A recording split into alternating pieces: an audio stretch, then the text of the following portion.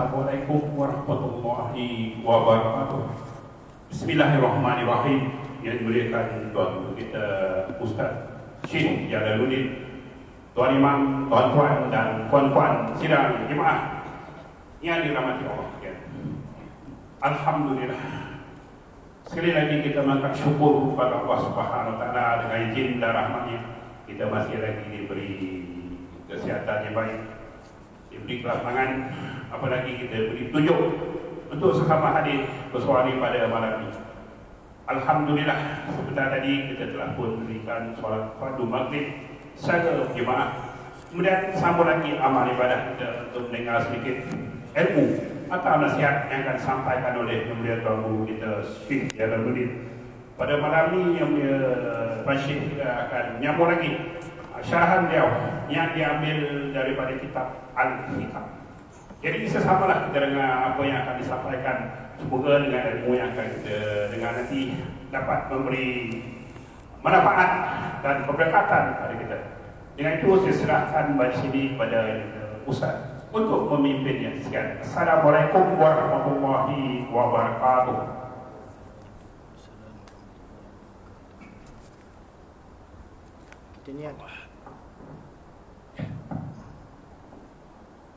Kita niat hadiahkan pada bacaan surah Al-Fatihah untuk dihadiahkan kepada roh baginda Nabi SAW dan sekalian para Nabi dan para Rasul dan sekalian para masyayikh, khasnya kepada pengarang kitab iaitu Syekh Ibnu Athaillah Al-Iskandari. Al-Fatihah.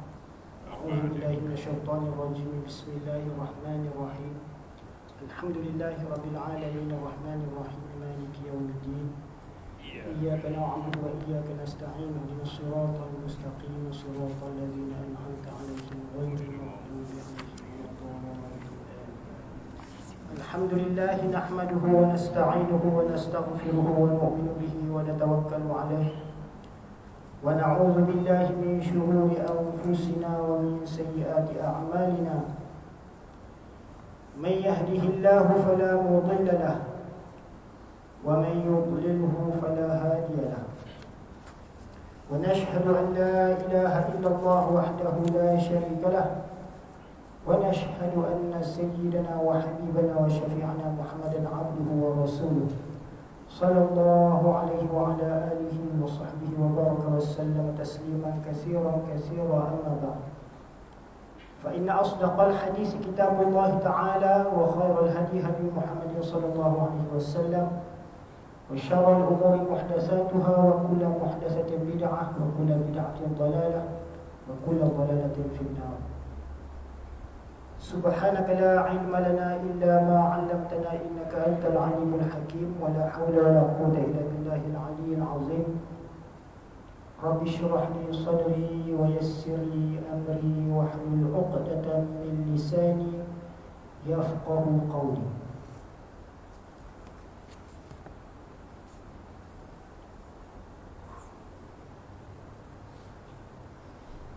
قال المصنف رحمه الله تعالى ونفعنا بعلومه آمين. Telah berkata pengarang kitab Al-Hikam bagi Syekh Ibnu Athaillah Al-Iskandari rahimahullah, yang mana kita sampai kepada hikmah yang ke-29 ya.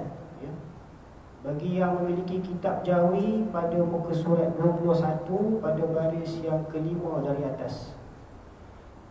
Bagi yang ada kitab terjemahan boleh merujuk pada muka surat 73 ya, hikmah yang ke-29, di mana Syekh telah berkata, syattana baina man yastadillu bihi wa baina man yastadillu alaihi. Al-mustadillu bihi عرف الحق لأهله وأثبت الأمر من وجود أصله، والاستدلال عليه من عدم الوصول إليه، وإلا فمتى غاب حتى يستدل عليه ومتى بعد حتى تكون الآثار هي التي توصل إليه.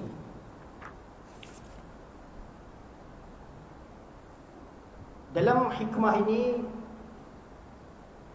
Hazrat Syekh menyatakan tentang perbezaan di antara dua golongan manusia, khasnya di kalangan hamba-hamba Allah Subhanahu Wa Taala, atau boleh kita tengok dalam secara umum ataupun secara khusus, ya.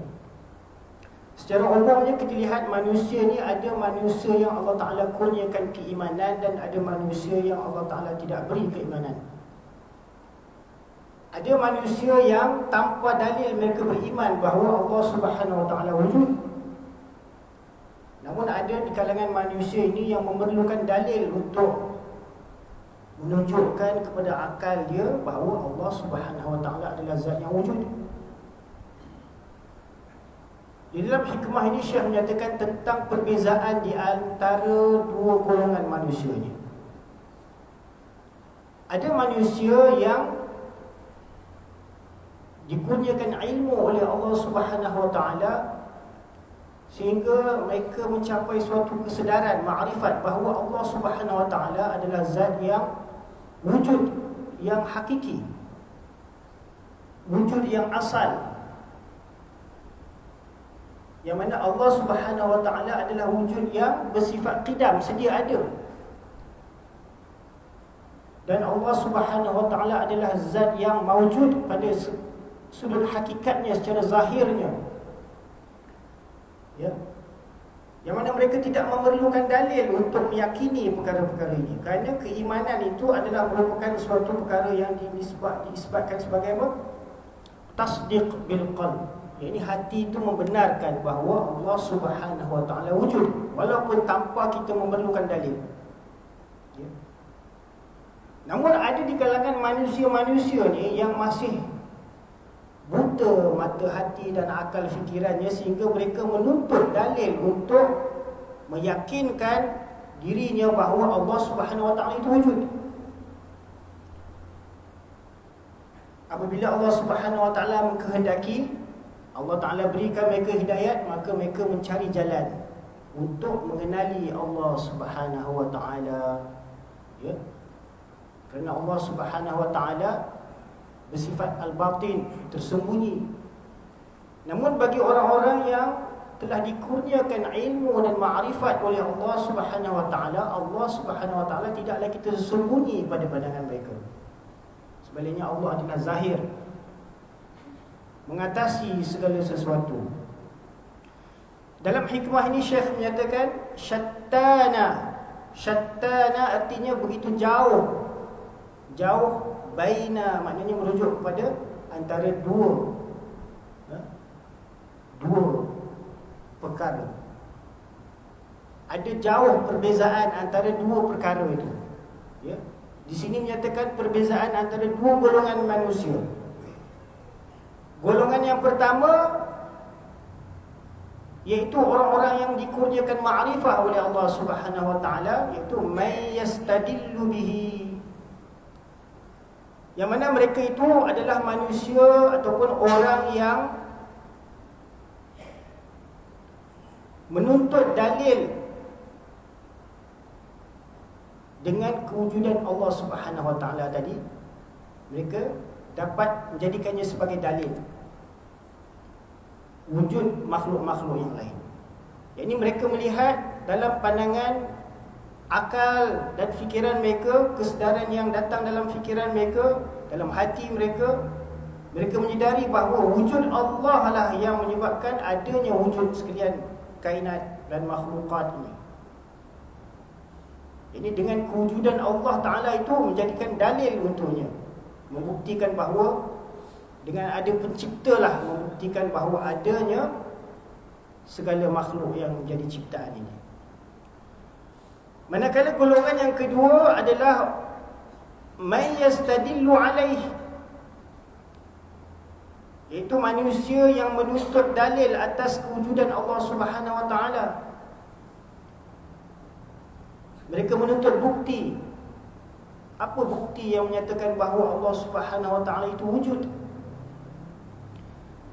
Jadi bagi golongan yang pertama, al-mustadillu bihi, iaitu orang-orang yang menuntut dalil dengan Allah yakni dengan wujudnya Allah Subhanahu Wa Taala itu, maka mereka menjadikan itu sebagai dalil yang membuktikan bahawa wujudlah makhluk-makhluk.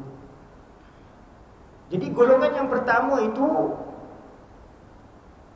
adalah orang-orang yang arif, ya.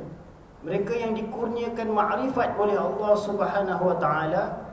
Mereka mengenali Hazrat Al-Haq dan apakah hak-hak yang perlu ditunaikan kepada zat yang wajibul wujud itu. Dan mereka mengisbatkan bahawa segala perkara itu wujud disebabkan ada asalnya, bukannya sendiri-sendiri wujud. Jadi segala mawjudat yang bersifat arzi ataupun yang bersifat mungkinat ini adalah wujud disebabkan ada yang mewujudkannya, bukannya wujud sendiri-sendiri.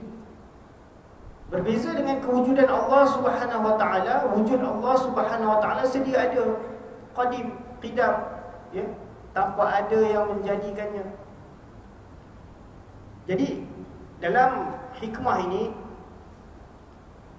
Syekh nak mengisyaratkan kepada kita tentang dua golongan manusia ini, ataupun dua kategori manusia ini. Kalau kita lihat pada skop yang lebih khusus dalam perjalanan tariqat dan tasawuf, ya, iaitu ada golongan yang diistilahkan sebagai salikin ataupun salik, ya. Dan ada golongan yang diistilahkan sebagai majzubin, iaitu majzub, ya. Salik adalah orang yang menempuh suluk, yang mencari jalan, merintis jalan untuk menghasilkan ma'rifat, pengenalan kepada Hazrat Haq Allah Subhanahu Wa Taala, ya. Itu diistilahkan sebagai salik. Dia menuntut jalan, merintis jalan, belajar, menuntut, cari guru, ya, memandang, menggunakan akal fikirannya, ya, memerhatikan dengan nazar.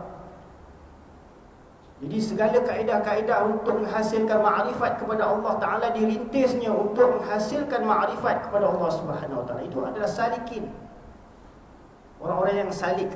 Ataupun boleh kita istilahkan sebagai muridin, orang-orang yang berkehendak, para murid yang berkehendak menghasilkan makrifat kepada Allah. Iradah, keinginannya kuat untuk menghasilkan makrifat kepada Allah.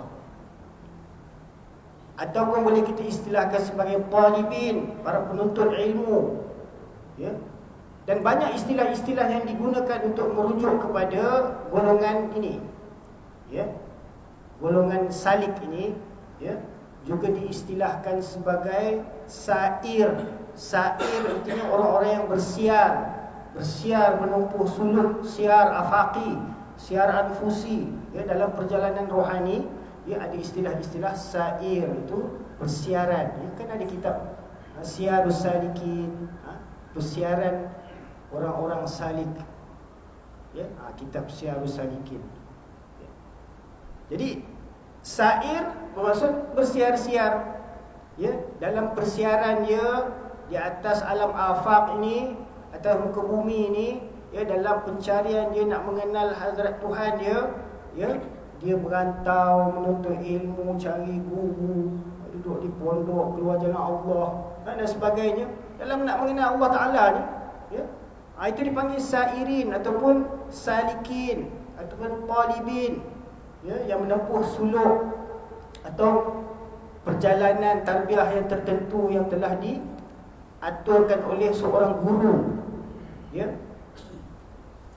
Manakala bagi golongan yang diistilahkan sebagai orang yang menuntut dalil atas kewujudan Allah Ta'ala tadi, ya, juga diistilahkan sebagai orang yang memiliki ilmu, alim, ya. Di sini ada perbezaan antara orang yang alim dengan orang yang arif. Orang arif adalah merujuk kepada golongan yang majzub, ya, kategori yang satu lagi. Majzub ini adalah orang-orang yang terpilih, ya. Golongan yang pertama tadi adalah salik, ya. Golongan yang kedua ni adalah dinamakan sebagai majzub, ya, ataupun diistilahkan sebagai murad, ya.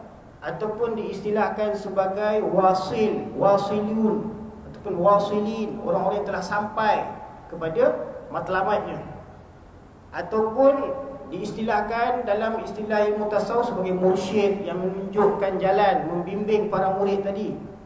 Ya. Mereka itu adalah murad, orang-orang yang dikehendaki. Ya. Dan mereka ini telah dikurniakan jazbah. Ya. Kalau kita lihat dalam perjalanan orang-orang yang terdahulu, golongan majzub ini adalah para-para anbiya alaihimussalatu wassalam. Ya, seluruh para-para anbiya adalah majzubin, yang mana mereka itu adalah merupakan murad. Orang-orang yang diistilahkan sebagai murad ini, mereka ini adalah pilihan Allah Subhanahu wa taala. Mereka dikehendaki oleh Allah Subhanahu wa taala untuk memikul sesuatu tugas, tanggungjawab untuk membimbing manusia lain supaya dapat sampai makrifat mereka kepada Allah Subhanahu wa taala. Ya. Mereka itu murad. Mereka dikehendaki oleh Allah Subhanahu wa taala untuk melaksanakan tugas, tanggungjawab dakwah manusia kepada Allah, ajar manusia dikenal Allah Subhanahu wa taala, jangan samakan Allah itu dengan makhluk. Ya. Jadi para anbiya alaihi wassalatu wassalam, mereka ini duduk pada makam ini, iaitu makam jazbah ataupun diistilahkan sebagai makam murad. Ya. Kalau makam yang pertama tadi dinamakan murid, makam yang kedua itu dinamakan murad. Kalau makam yang pertama itu dinamakan salik, maka makam yang kedua itu dinamakan majzub. Ini majzub adalah golongan para murad, orang yang dikehendaki oleh Allah Subhanahu wa taala, yang mana mereka mendapat suatu tarikan, macam satu tarikan untuk mendekatkan diri kepada Allah Subhanahu wa taala, menghasilkan makrifat, pengenalan kepada Allah Subhanahu wa taala. Mereka cenderung ke arah itu semenjak awal-awal usia lagi. Macam kita ni dah usia dah senja-senja baru nak kenal Allah taala dah. Ya.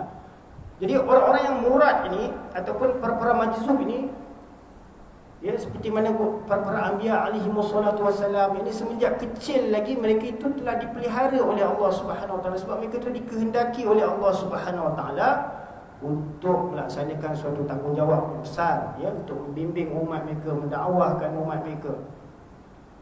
Jadi macam kita hari ini dah tidak ada lagi nabi. Ya. Dan menurut sabdaan mafhum hadis Nabi sallallahu alaihi wasallam, al-ulama warasatul anbiya, para ulama itulah yang menjadi pewaris para nabi. Maka para ulama ini adalah golongan yang dikehendaki oleh Allah Subhanahu wa taala. Bukan semua, ya, manusia yang Allah taala kurniakan ilmu pengetahuan, ya, kerana mereka yang dikurniakan ilmu pengetahuan itu, mereka mendapat kelebihan daripada Allah Subhanahu wa taala. Ya. Jadi dua golongan ini, satu golongan yang pertama, kalau di dalam hikmah ini, pertama merujuk kepada golongan yang murad, iaitu yang majzub, ya, yang arif, yang mengenal Allah Subhanahu wa taala. Dia lebih cenderung memerhatikan kepada wujud Allah daripada wujud makhluk. Ya. Mereka adalah orang-orang yang ahli musyahadah dan ahli ma'rifah.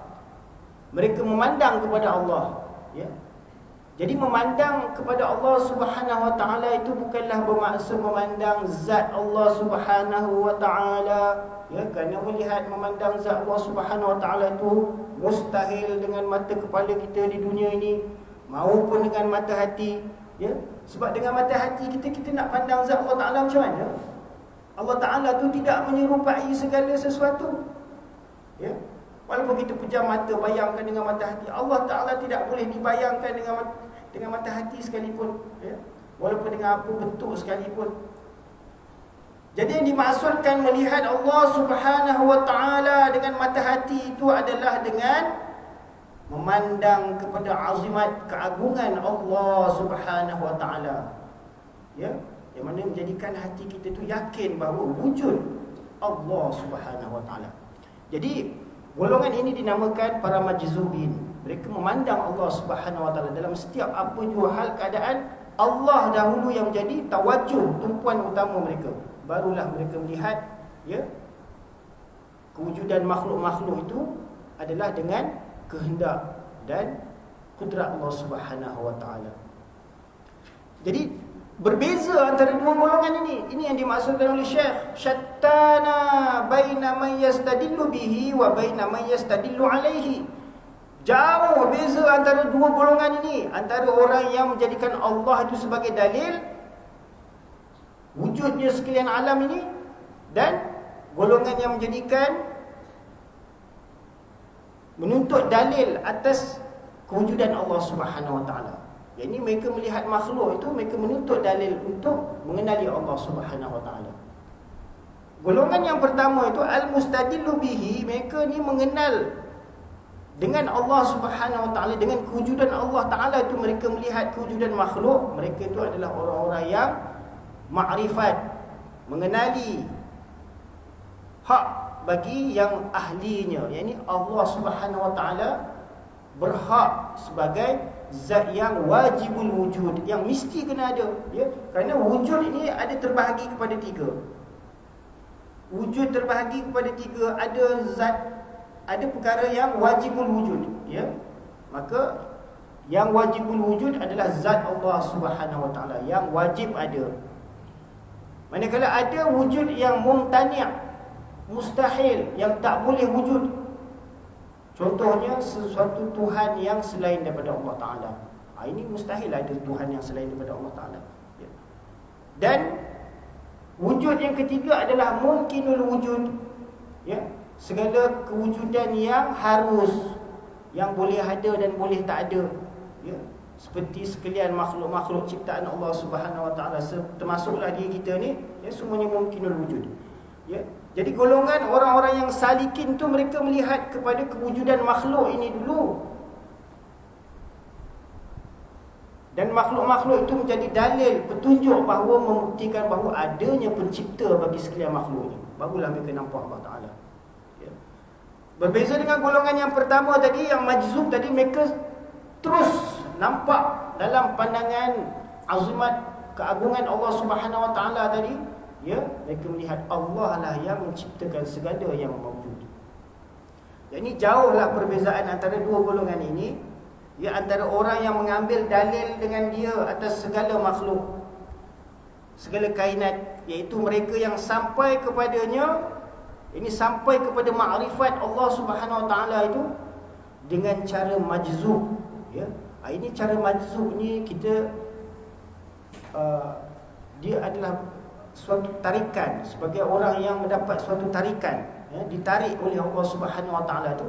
Maksud tarikan tu, maksudnya kecenderungan itu untuk mendekatkan diri kepada Allah Subhanahu wa taala, untuk mengenali Allah Subhanahu wa taala, sehingga Allah Subhanahu wa taala kurniakan segala pengetahuan-pengetahuan tentang kesempurnaan sifat-sifat dia, ya. Segala makhluk itu terhijab daripada mereka. Mereka tidak memandang kepada makhluk, ya. Walaupun adanya makhluk ni, pada pandangan zahirnya dia tidak memandang kepada makhluk, seolah-olah terhijab. Maka dilihatnya makhluk itu, maka ia tiada. Yang ni bila dipandang makhluk pun dia nampak Allah je di balik segala kewujudan itu. Lalu diambilnya dalil dengannya atas makhluk itu. Ini golongan ini, golongan yang boleh diistilahkan sebagai orang-orang yang fana dengan Allah Ta'ala, ya. Dia fana, binasa diri dia, dia tak nampak segala sesuatu lah selainkan Allah Subhanahu wa Ta'ala. Jadi secara istilahnya dinamakan golongan ini sebagai majzub, ya. Mereka tak perlukan dalil untuk meyakinkan bahawa Allah Ta'ala itu wujud. Tak perlu dalil, ya. Kalau orang-orang yang jenis tak percaya adanya Tuhan tu, dia tuntut dalil, macam-macam dalil. Apa bukti Allah ada, ya. Jenuh kita pula nak beritahu, tengoklah alam ni ada. Inilah bukti bahawa Allah ada. Nampak, kita terpaksa tunjuk kepada alam, nak tunjuk ke Allah tak boleh, Allah tak tahu kat mana, ya. Jadi bagi orang-orang yang arif, dia tahu Allah Ta'ala tu ada, tak perlu bertempat, ya. Allah Subhanahu wa Ta'ala tu ada dalam keyakinan dia, dalam penyaksian mata hati dia, dia tahu Allah Ta'ala tu ada, ya. Dan golongan yang kedua, iaitu orang yang mengambil dalil atasnya dengan makhluk. Jadi mereka melihat makhluk, maka makhluk itu dijadikan sebagai dalil untuk membuktikan bahawa adanya pencipta makhluk, ya. Dan mereka adalah orang-orang yang diistilahkan sebagai salik. ya, diistilahkan sebagai salik, kerana mereka menempuh perjalanan untuk mencapai makrifat kepada Allah Subhanahu Wa Taala. Mereka dalam keadaan suluk itu terhijab daripada Tuhan mereka. Nak nampak Allah Subhanahu Wa Taala, ya, tak akan mampunya, ya. Kita tak akan dapat mampu melihat zat Allah Subhanahu Wa Taala, ya. Kalau apa yang dipaparkan oleh Allah Subhanahu Wa Taala dalam tajalli dia, dalam menyingkapkan hijab-hijab makrifat kita tu kepada dia tu, yang disikapkan tu bukannya kita boleh nampak zat dia pun, ya. Disingkapkan tu sikit-sikit kita nampak kesan-kesan af'al dia, ya. Semua tajalli-tajalli daripada sifat-sifat dia. Nak nampak zat Allah Subhanahu Wa Taala tak akan mampunya, ya. Kerana Allah Subhanahu Wa Taala la yudrikuhul absar, tidak dapat dicapai oleh pandangan mata, ya. Mereka yang dalam keadaan suluk itu terhijab daripada Tuhan mereka dengan melihat lainnya. Jadi dengan sebab manusia ni, kita ni nampak makhluk macam-macam, ya, dengan pandangan mata kasar kita ni, maka terhijab pandangan kita daripada melihat Allah Subhanahu Wa Taala, ya. Kadang-kadang kita nampak sebab sesuatu maka terjadi sesuatu, ya, maka kita tidak melihat bahawa Allah lah yang menyebabkan segala sesuatu itu terjadi, ya, yang penyebab bagi segala sesuatu itu, ya, punca semua yang berlaku, ya. Jadi bagi golongan salik ni, mereka tidak dapat terus tembus pandangan mereka ke arah itu, ya. Mereka yang dalam keadaan suluk itu terhijab daripada Tuhan mereka dengan melihat lainnya, dan Al-Haq Ta'ala gaib daripada pandangan mereka. Maka diambilnya dalil dengan makhluk atasnya. Jadi diambil makhluk itu, diambilkan bahawa wujudnya makhluk itu, itulah yang menjadi dalil bahawa wujudnya Allah Ta'ala. Ini dalam mereka nak berusaha nak menghasilkan makrifat kepada Allah Ta'ala tu, mereka terpaksa menempuh tahap tersebut, ya. Ia terpaksa menempuh langkah tersebut, iaitu melihat kepada kewujudan makhluk itu, kemudian berfikir bahawa tentu ada penciptanya. Jadi dalam hal keadaan ini diistilahkannya dalam keadaan mencapai makrifat itu secara taraqi, iaitu menaik, ya. Dia melihat kepada kewujudan makhluk, barulah fikirannya itu terarah kepada wujudnya pencipta makhluk, ya. Jadi pandangan dia itu menuju ke atas, menaik, taraqi istilahkan, ya. Sebaliknya, golongan yang pertama tadi, ahli majzub tadi, dia tengok Allah Ta'ala tu, dia nampak Allah adalah menyebabkan semua yang berlaku ni terjadi, ya. Siang, malam, pagi, petang, ya.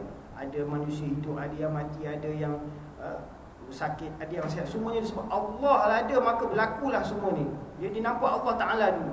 Jadi mereka ni dalam melihat Allah Subhanahu Wa Taala tu, dia melihat secara nuzul, ya. Maka jauhlah perbezaan antara keduanya. Yani walaupun bersepakat dalam ta'alluqnya, dalam mencari makrifat, pengenalan terhadap Al-Haq Ta'ala, tetapi keduanya ada perbezaan dalam mencapai maksud tersebut, ya. Tetapi keduanya bersalahan dalam tahqiq, yakni dalam nak mencapai hakikat tersebut. Jalan kedua-dua tu berbeza, ya. Satu golongan yang majzub tu, mereka tu daripada kurniaan Allah Subhanahu Wa Taala, ya, dengan limpahan kurniaan Allah Subhanahu Wa Taala. Sebaliknya golongan salik tu, mereka terpaksa mengambil jalan usaha, ya. Dia perlu berusaha untuk mencapai makrifat tersebut, ya. Dan jauhlah perbezaannya antara orang yang melihat dengan nur alam dan orang yang melihat dengan nur penciptanya. Jadi bagi golongan majzub, mereka melihat dengan nur Allah, ya. Mereka melihat dengan nur Allah, dengan nur firasat daripada Allah Subhanahu Wa Taala. Ini pandangan mereka itu dicerahkan, ya, dijelaskan, ya, dengan kurniaan daripada Allah Subhanahu Wa Taala. Tadi mereka melihat, ya, hakikat, sehingga mereka dapat memahami bahawa segala sesuatunya adalah puncanya daripada Allah Ta'ala. Sebaliknya golongan yang salik tadi, mereka melihat dengan nur yang Allah Ta'ala tajallikan pada alam ni, ya. Cahaya yang kita lihat pada alam ini, pada makhluk ini, semuanya adalah cahaya yang hasil daripada ciptaan Allah Subhanahu Wa Ta'ala, Ini nur alam itu, ya, menghijabkan daripada melihat nur Allah Subhanahu wa taala. Orang yang salik itu, mereka itu akan tertutup, terhijab, atau diistilahkan sebagai mahjub. Ya, bukan majzub, mahjub. Mahjub artinya terhijab. Kalau majzub artinya yang tertarik. Ya, jazbah, dia memperolehi jazbah, ditarik oleh Allah Taala. Kalau mahjub, yakni mereka dihijab oleh Allah Subhanahu wa taala. Orang yang salik itu, pada awalnya mereka terhijab oleh Allah Subhanahu wa taala kerana mereka melihat kepada makhluk. Ya. Orang yang salik itu terhijab daripada Tuhannya dengan sebab ia melihat kepada kesan-kesan tajalli af'al Allah Subhanahu wa taala, tajalli sifat-sifatnya, ya, pada makhluk ini, sehingga dia tak nampak Allah Taala, dia hanya nampak kesan-kesannya saja. Ya. Maka mereka melihat bahawa kesan-kesan ini menunjukkan, membuktikan bahawa adanya yang memberi kesan tersebut. Ya, barulah makrifat itu terhasil, mengenal kepada Allah Subhanahu wa taala. Itu proses yang dialami oleh golongan para salikin. Ya, berbeza dengan golongan orang yang majzubin tu, mereka tu dia dapat kurniaan ilmu tu daripada Allah Subhanahu wa taala, sebagaimana Hadrat Khidir alaihi salam, ya, wa alimnahu min ladunna ilma. Ini Allah Taala kurniakan ilmu daripada sisi Allah Subhanahu wa taala. Di kalangan hamba-hamba Allah Taala ni, ya, ada yang Allah Subhanahu wa taala kurniakan ilmu pengetahuan daripada hadratnya. Jadi menurut para masyayikh, golongan majzub ni kita kena lihat para anbiya alaihi wassalatu wassalam. Kerana mereka itu adalah manusia-manusia pilihan Allah, yang mana mereka itu mendapat suatu tarikan yang khusus oleh Allah Taala untuk mengenali Allah Subhanahu wa taala, sehingga mereka dapat menyampaikan dakwah kepada manusia lain. Ya, mereka itu adalah golongan majzubin yang terpilih, ya, ataupun diistilahkan sebagai muradin. Mereka itu yang dikehendaki oleh Allah Subhanahu wa taala. Jadi bagi orang-orang yang salik itu, maka baginya alam itu maujud. Orang-orang yang salik melihat alam adalah perkara yang maujud, yang wujud, ya. Kita nampak semuanya ada ni, wujud, ya. Tapi segala yang maujud pada alam ini, maujud ni bukanlah maujud yang hakiki, ya, maujud yang arzi, yang memerlukan tempat, ruang, masa. Sedangkan wujud Allah Taala adalah wujud yang hakiki, ya, tak memerlukan tempat, ruang maupun masa, ya. Jadi berbeza antara kewujudan makhluk dengan wujud Allah Subhanahu wa taala ni. Itu yang perlu kita kenal pasti, kerana wujud Allah Subhanahu wa taala laisa kamitslihi syai' wa lam yakul lahu kufuwan ahad. Ya, tidak ada apa pun yang boleh kita bandingkan, sekufukan dengan Allah Subhanahu wa taala. Tidak ada sesuatu apa pun yang boleh kita misalkan dengan Allah Subhanahu wa taala. Allah tidak menyerupai segala sesuatu dan tidak ada segala sesuatu yang menyerupainya. Ya. Jadi Allah Subhanahu wa taala bukanlah sebagaimana makhluk ciptaannya. Kerana makhluk ciptaan Allah Taala ni tidak mesti dia jauhar ataupun arab. Ya, dia perlu pada tempat, dia perlu pada masa, ya. Sedangkan Allah Subhanahu wa taala tidak memerlukan tempat, tidak memerlukan masa. Wujud yang selain daripada Allah Taala ni semuanya wujud yang hadis, yang baharu. Sedangkan wujud Allah Taala adalah qidam, sedia ada. Ya. Wujud yang selain Allah Taala ni semuanya fana, ya, akan fana, akan binasa, akan sampai pada suatu masa ketikanya ia musnah illa masya-Allah, melainkan apa yang dikehendaki oleh Allah Taala, ya, seperti syurga dan neraka. Sedangkan wujud Allah Taala tidak akan binasa selama-lamanya. Jadi perbezaan antara sifat Allah Subhanahu wa taala yang maha sempurna dengan sekalian makhluk-makhluknya perlu kita kenal pasti, ya. Barulah kita tidak menyamakan Allah sebagaimana makhluknya, ya. Jadi bagi orang yang mengambil alam itu sebagai dalil wujudnya Allah Ta'ala, dia nampak alam itu mawujud, maka ia mengambil dalil dengan alam atas wujudnya Allah. Ini dia nampak alam ada, maka ini tentu menunjukkan bahawa Allah itu ada. Ibaratnya lah macam kalau kita pergi tengah-tengah hutan belantara, ya, ataupun kita sampai di suatu padang pasir gurun Sahara, tiba-tiba nampak ada satu pondok pula tengah-tengah padang pasir atau tengah hutan tu. Ada pondok pula tengah ni, hutan ni, tengah padang pasir. Mesti ada tukang buat dia. Takkan tiba-tiba boleh ada pondok sendiri yang tengah-tengah hutan belantara. mesti ada tuan dia, mesti ada pencipta tukang buat dia ni. Kalau tidak, takkan ada pondok tengah-tengah hutan. Betul tak? Begitulah juga, ya. Orang yang salikin ini, mereka mengambil dalil dengan melihat kepada alam ini yang membawa mereka kepada makrifat bahawa adanya Allah Subhanahu Wa Taala. Berbeza dengan orang-orang yang ahli majzubin tadi ataupun istilah sebagai muradin tadi, mereka tu Allah Taala kurniakan ilmu bahawa Allah ada.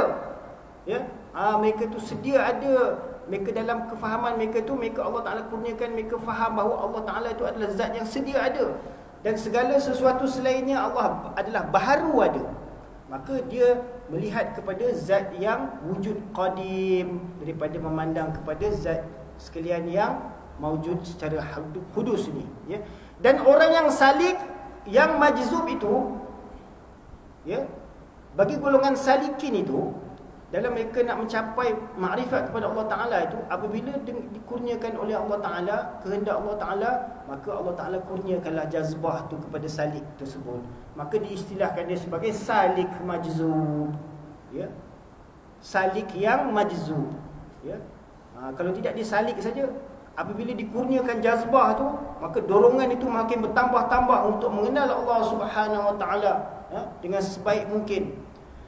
Dan orang yang salik, yang majzub itu, ia mengenali Al-Haq Ta'ala dan terangkat hijab baginya. Yang hijab-hijab itu terangkat. Jadi bagaimana hijab-hijab itu boleh terangkat? Ini bergantung atas keikhlasan seseorang hamba Allah Ta'ala itu, ya. Jadi Allah Ta'ala itu dia memandang kepada hati manusia itu, apa niat dia nak mengenal Allah Ta'ala itu, ya.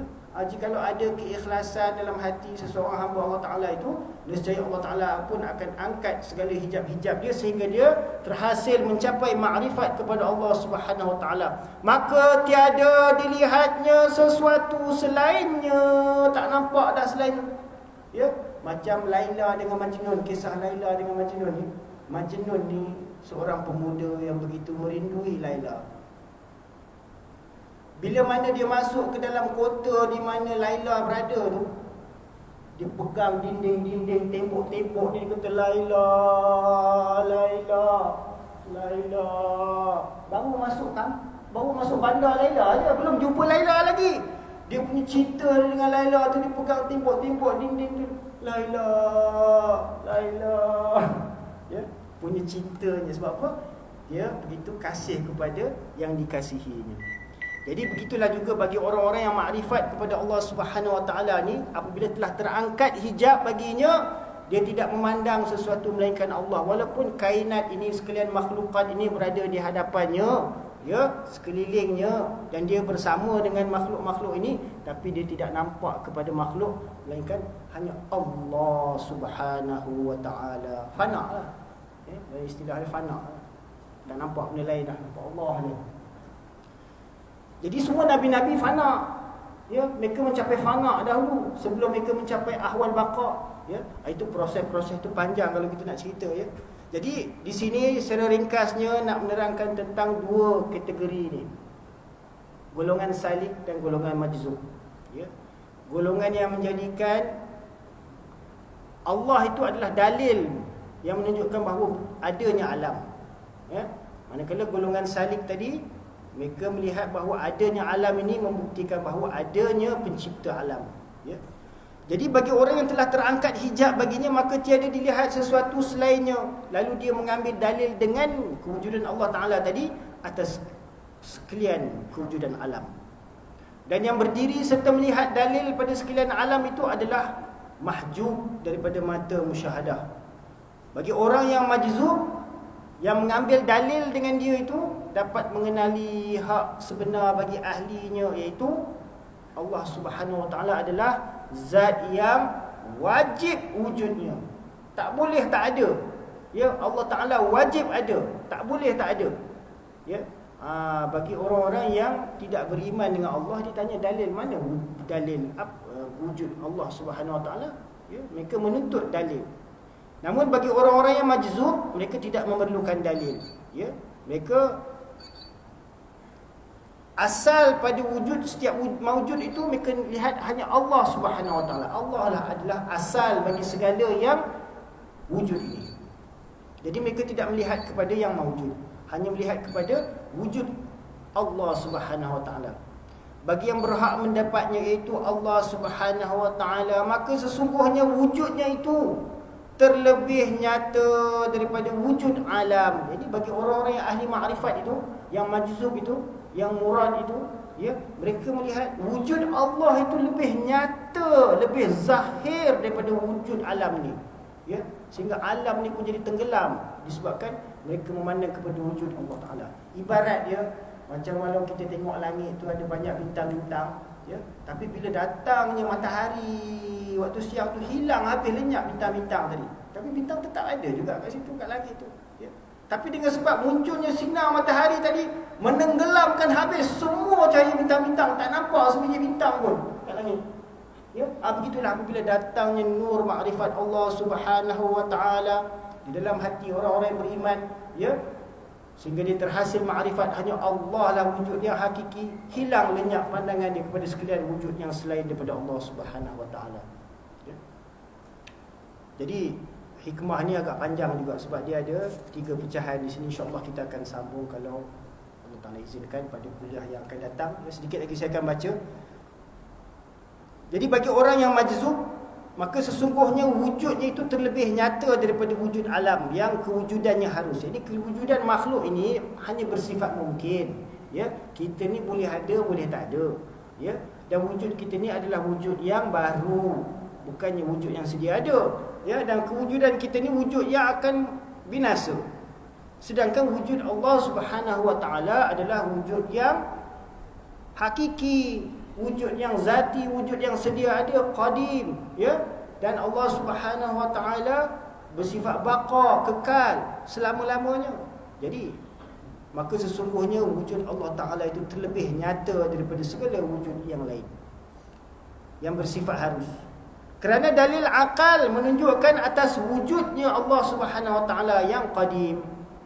Ya, akal kita kalau kita dah mengaji lah, kalau kita ni masih tak mukallaf lagi, tak akil baligh lagi, ya, akal tu masih tak sampai lagi untuk memahami apa yang wajib, apa yang mustahil, apa yang harus, maknanya tak jadi mukallaf yang sempurna lagi lah. Otak tu tak berakal lagi. Ya. Dia akil mukallaf ni, di syarat mukallaf ni apa? Dia kena akil baligh. Baligh dah tu baligh dah. Ya, mimpi dah banyak kali dah. Ya. Akil tu macam mana? Akal tu mesti kena mau faham apa yang wajib, apa yang mustahil, apa yang harus. Itu dipanggil hukum akli. Ya. Jadi apa yang mustahil bagi Allah Subhanahu wa taala, apa yang wajib bagi Allah Subhanahu wa taala, apa yang harus bagi Allah Subhanahu wa taala, itu yang perlu kita fahami. Yang ini perlu terhasil makrifat mengenali apa sifat-sifat yang wajib bagi zat Allah Subhanahu wa taala. Jadi zat Allah Subhanahu wa taala tak dapat kita fahami. Ya. Yang kita kenal dia menerusi sifat-sifat yang wajib baginya, kita tahu bahawa Allah taala itu sedia ada, qadim. Kerana sesungguhnya itulah yang difahami tentang wujud Allah taala. Wujud Allah sedia ada, bukannya seperti wujud selain Allah. Semuanya didahului oleh adam, ya. Sedangkan wujud Allah tidak menerima adam, tidak menerima ketiadaan, bukannya baharu ada. Ini kewujudan Allah bukan daripada ketiadaan kepada ada, sebagaimana wujud kita ni daripada tak ada kepada ada, ya. Jadi Allah Subhanahu wa taala adalah wujud yang asal, sedangkan wujud yang selain Allah adalah wujud yang baharu, yang terbit daripada wujudan asal. Kemudian maka ditanggungkan atasnya menjadi dalil bagi maujud sekalian alam yang baharu. Jadi bagi golongan majzub, mereka melihat akan kewujudan Allah Ta'ala dahulu mengatasi segala kewujudan sekalian makhluk-makhluk Allah Ta'ala. Tiada difahami dengan wujudnya Subhanahu Wa Ta'ala, melainkan bahawasanya ia wujud yang mutlak. Bahawa Allah Ta'ala adalah zat yang wujud secara mutlak, ya? Tiada muqayyad. Dan demikian itu memastikan kamal kesempurnaannya pada setiap sudut. Yakni Allah Subhanahu wa taala tidak bergantung, tidak perlu kepada segala sesuatu selainnya. Qiyamuhu bi nafsihi, ya. Dan apa yang lazim yang bersifat dengan segala kamalat, selepas kamalat segala sifat itu zahir segala kesannya. Yakni apa yang lazim daripada segala sifat-sifat Allah Subhanahu wa taala yang sempurna, Ya, maka dengan sifat-sifatnya tadi, ya, yang bersifat sempurna, maka Allah Subhanahu wa taala apabila dengan fi'il perbuatannya, ya, dengan sifat perbuatannya itu, ya, maka melahirkan kesan-kesan yang terzahir pada makhluknya. Jadi itu yang kita nampak daripada kesempurnaan Allah Subhanahu wa taala tadi. Tak dapat kita nak melihat pada zat Allah Subhanahu wa taala tu bagaimana rupa bentuk tu, tak akan mampu dapat kita lihatnya. Maka dikenali maujud yang baharu itu daripada wujud yang qadim. Ya, kerana itu kita dapat mengenal segala yang bersifat baharu ni dahulu, makhluk-makhluk ni kita lebih kenal daripada kewujudan yang hakiki yang qadim tu, kerana kewujudan Allah Subhanahu wa taala itu begitu tersembunyi. Ya. Dan segala sifat daripada demikian maujud yang kemudian itu dikenali pula dengan perbuatan daripada segala sifatnya yang qadim. Jadi kesan-kesan daripada segala perbuatan Allah Ta'ala itu dinamakan sebagai asar. Ya? Itu yang dapat kita lihat, kesan-kesan daripada Allah Ta'ala. Macam Allah Ta'ala menghidupkan, Allah Ta'ala mematikan. Ya? Kita hanya dapat lihat kesan daripada hidup dan mati tadi. Bagaimana Allah Ta'ala menciptakan kehidupan, tak dapat kita nak lihatnya. Kita hanya dapat lihat kesan daripada sifat-sifat perbuatan Allah Subhanahu wa taala tadi. Dan disabitkan pekerjaan baharunya alam daripada wujud asalnya, iaitu mengadakan makhluk dengan kemurahan Al-Haq Ta'ala dan kelebihannya. Jadi harus bagi Allah Subhanahu wa taala mengadakan ataupun meniadakan sesuatu. Jadi zahirnya makhluk itu semuanya adalah daripada kesan-kesan sifatnya dengan perbuatannya, kesan daripada sifat-sifat Allah Ta'ala. Ini ataupun diistilahkan asar. Ya, asar itu kesan daripada sifat-sifat Allah dan perbuatan-perbuatan Allah. Itulah saja yang dapat kita perhatikan pada alam ini. Ya, asar, kesan-kesan sifat dan af'al perbuatan Allah, ataupun diistilahkan dalam kitab-kitab tasawuf sebagai zilal asma wa sifat wa af'al. Ini zilal maksudnya bayangan, hanya bayang je. Ya, kita tak dapat nak melihat sifat Allah Subhanahu wa taala. Ya, kita hanya dapat melihat kesan daripada af'al ataupun sifat ataupun asma-asma Allah Taala. Wal istidlalu alaihi min adamil wusuli ilaihi. Dan orang-orang yang menuntut dalil tentang wujudnya Allah Taala itu, mereka ini sebenarnya belum sampai kepada Allah Taala. Maksudnya, ya, dan mengambil dalil atasnya, yakni orang-orang yang menuntut dalil atas wujudnya Allah Taala itu, apakah dalil Allah Taala itu wujud? Mereka memerlukan dalil untuk membuktikan Allah Taala itu wujud. Mereka ini adalah golongan yang diistilahkan sebagai apa? Adamil wusuli ilaihi, belum sampai lagi kepada Allah Taala, belum sampai lagi kepada makrifat, pengenalan yang sempurna kepada Allah. Kerana apa? Kerana yang sampai kepada sesuatu itu, orang yang dah sampai kepada sesuatu itu, orang yang dah mengenal Allah Ta'ala, dia tak perlu dalil lagi dah. Ya? Orang yang dia dah sampai kepada Allah Ta'ala, dia tak perlu lagi dalil. Nak dalil buat apa lagi? Dia dah kenal Allah Ta'ala, dia tahu dah Allah Ta'ala itu wujud. Buat apa lagi nak dalil? Dia tak perlu dalil lagi dah. Orang yang menuntut dalil ni sebab dia belum sampai makrifat dia kepada Allah Ta'ala. Ya? Kerana yang sampai kepada sesuatu itu, ia tiada memerlukan dalil sebab telah nyata kepadanya. Maka kenapa ia perlu mengambil dalil lagi? Ya? Kata Syekh dalam kitab Lataiful Minan, ketahuilah bahawa dalil itu hanya didirikan bagi orang yang menuntut hak, bukan bagi orang yang sudah melihat kepada yang hak. Ya? Orang yang baru nak mengenal hak, baru dia tuntut dalil. Ya? Orang yang sudah mengenal pada hak, dia nak buat apa lagi dalil? Dalil tak perlu dah. Ya? Kerana yang melihat itu tidak memerlukan dalil sebab sudah nyata apa yang dilihatnya. Sebaliknya bagi orang yang belum melihat Allah, ya, belum melihat keagungan Allah, maka mereka memerlukan dalil untuk membuktikan wujudnya Allah. Ya?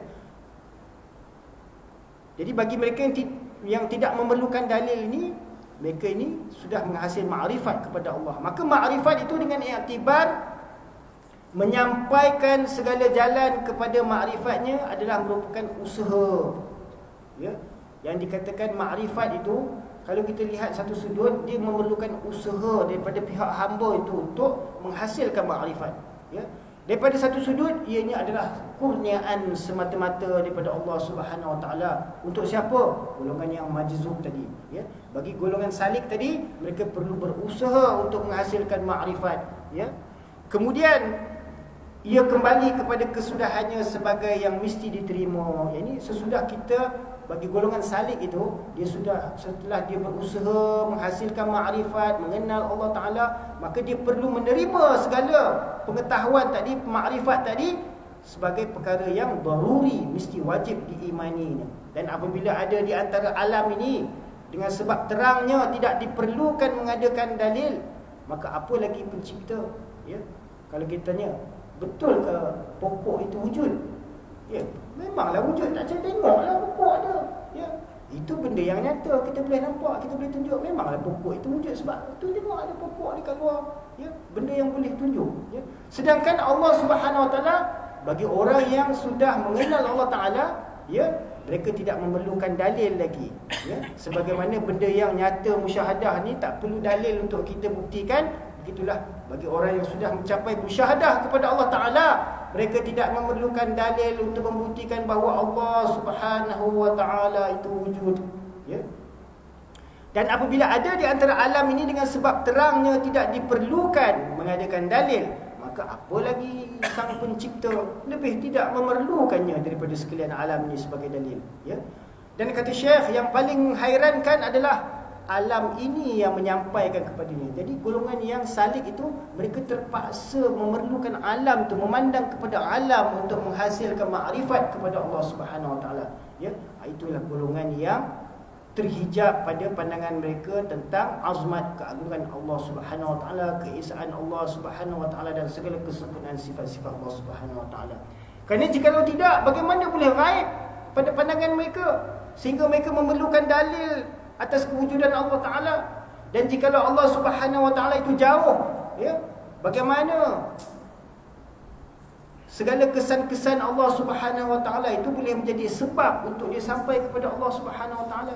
Jadi bagi golongan-golongan yang ahli ma'rifah, mereka mengenal Allah Subhanahu Wa Ta'ala dengan nur Allah. Sebaliknya, bagi golongan yang salik, mereka melihat Allah, mengenal Allah, menerusi melihat kepada sekalian makhluk-makhluk Allah. Demikianlah segala huraian daripada hikmah daripada Syekh Ibn Athaillah ini. Mudah-mudahan Allah Subhanahu Wa Taala memberikan kita sedikit sebanyak manfaat dan kefahaman, ya, supaya dapatlah kita terhasil makrifat, pengenalan kita kepada hadrat Allah Subhanahu Wa Taala dengan sebaik-baik pengenalan, ya, dengan kita meyakini bahawa Allah Subhanahu Wa Taala itulah zat yang wajibul wujud, ya, yang memberi segala kenikmatan kepada segala hamba-Nya, punca bagi segala sesuatu yang wujud, ya. Bagi golongan yang salik, mereka akan terhijab daripada melihat perkara itu, ya, kerana mereka melihat kepada kewujudan alam ini. InsyaAllah ada apa-apa yang nak tanya, sedikit sebanyak boleh kita jawab. Ya. Macam kecil dari kecil dia ada apa dari dunia Allah, ada pokok, ada alam. Jadi kita jadi orang salib lah. Memanglah kita ni semua salik lah, takkan kita ni majzub kot. Tapi ada juga di kalangan manusia ni yang mana daripada kecil lagi mereka tu dah ada kesedaran dah dengan Allah Ta'ala. Dia tahu, dia tak perlu tengok pada alam ni, ya. Itu orang yang terpilih, ya. Mana siapa orang yang terpilih ni? Selalunya orang yang terpilih ni Allah Ta'ala nak gunakan mereka tu untuk satu tujuan yang masuk agama lah. Maknanya Allah bagi dia kefahaman ilmu tentang wujudnya Allah Ta'ala tu semenjak kecil lagi, ya. Yang mana dia akan tingkatkan dia punya makrifat, pengenalan dia dengan amal ibadah, dengan dia akan mencari guru-guru, orang yang dapat beri dia petunjuk, bimbingan, ya, sehingga mereka mencapai kesempurnaan, sehingga mereka dapat beri bimbingan, tarbiyah, mengajak manusia lain kepada Allah Subhanahu. Mereka ni adalah orang yang dikehendaki oleh Allah Ta'ala. Macam kalau kita lihat zaman dahulu, para Nabi lah. Selepas zaman Nabi, zaman sahabat-sahabat Rasulullah kan, di kalangan sahabat-sahabat ada yang dikehendaki, yang menjadi majzub, ada yang salib. Sebahagian sahabat tu macam yang memang Allah Ta'ala kehendaki mereka tu memikul satu tanggungjawab yang khas dalam urusan agama. Contoh macam Khulafaur Rasyidin, Sayyidina Abu Bakar ni mereka ni adalah orang yang dikehendaki oleh Allah Subhanahu Wa Taala. Tingkatan yang berbeza lah kan. Dalam tingkatan yang berbeza. Begitu juga kalau kita lihat di kalangan para tabi'in pun, ada yang salikin, ada yang memang majzub, yang mana memang mereka tu terpilih oleh Allah Ta'ala, ada mereka tu akan memimpin golongan-golongan para sufi ni. Sebab tu zaman tabi'in tu ada masyayikh-masyayikh, ya. Begitulah juga setiap zaman. Kalau zaman kita hari ni dah tak ada lagi lah salafus soleh, ya, maka kita ni alim ulama' tu sebab selalunya mereka ni orang yang Allah Ta'ala kehendaki. Mereka tu Allah Ta'ala bagi jazbah untuk belajar ilmu agama tu daripada kecil lagi. Kita ni dah tua pun nak baca. Pergi surau masjid macam setengah-setengah, ya. Itu pemuda-pemuda yang jadi pilihan Allah Ta'ala lah, ya. Mudah-mudahan Allah Ta'ala pilih kita semualah, ya. Walaupun dalam usia yang dah senja ni, semoga kita dapat menjadi majzub, ya, hasil makrifat kepada Allah Ta'ala. Dan kita doa semoga anak-anak kita, zuriat-zuriat kita, keturunan-keturunan kita, Allah Ta'ala pilih untuk menjadi sebagai asbab untuk hidayat manusia lain, ya, mengajak manusia lain, untuk dakwah manusia lain. Sekarang ni ada jemaah 40 hari sama dengan jemaah 4 bulan sedang keluar kat sini, ya. Jadi boleh kita ikram, ya, ta'aruf dengan mereka. InsyaAllah mudah-mudahan apa yang baik daripada Allah Subhanahu Wa Ta'ala, yang tidak baik, yang salah, yang lemah tu daripada kelemahan diri saya sendiri, ya. Semoga apa yang kita dengar ni dapat kita ambil iktibar untuk kita dapat amal dan sampaikan kepada ahli keluarga kita, saudara-saudara kita dan rakan-rakan kita, insya-Allah. Qul qawli hadza astaghfirullah li wa liwalidayya wa lil muslimina wal muslimat wal mu'minina wal mu'minat al ahya'i minhum wal amwat bi rahmatika ya arhamar rahimin. A'udzu billahi minasyaitonir rajim. Bismillahirrahmanirrahim. Amin. Alhamdulillahi rabbil alamin wassalatu wassalamu ala asyrafil anbiya'i wal mursalin wa ala alihi wa sahbihi ajma'in. Allahumma shalli ala sayyidina Muhammad wa ala ali sayyidina Muhammad. اللهم اغفر لنا ذنوبنا ولوالدينا وارحمهما كما ربيانا صغارا ولمشايخنا ولمعلمينا ولجميع المؤمنين والمؤمنات والمسلمين والمسلمات الأحياء منهم والأموات برحمتك يا أرحم الراحمين. اللهم انفعنا بما علمتنا وعلمنا ما ينفعنا وزدنا علما. ربنا زدنا علما ربنا زدنا علما ربنا زدنا علما. اللهم أحينا بحياة العلماء وأمتنا بموت الشهداء واحشرنا في زمرة الأولياء وأدخلنا الجنة مع الأنبياء عليهم الصلاة والسلام. ربنا آتنا في الدنيا حسنة وفي الآخرة حسنة وقنا عذاب النار. وصلى الله على سيدنا محمد وعلى آله وصحبه أجمعين. سبحان ربك رب العزة عما يصفون وسلام على المرسلين والحمد لله رب العالمين. سبحان الله وبحمده سبحانك اللهم وبحمدك نشهد أن لا إله إلا أنت نستغفرك ونتوب إليك نستغفرك ونتوب إليك نستغفرك ونتوب إليك. Alhamdulillah. Sedikit ilmu manfaat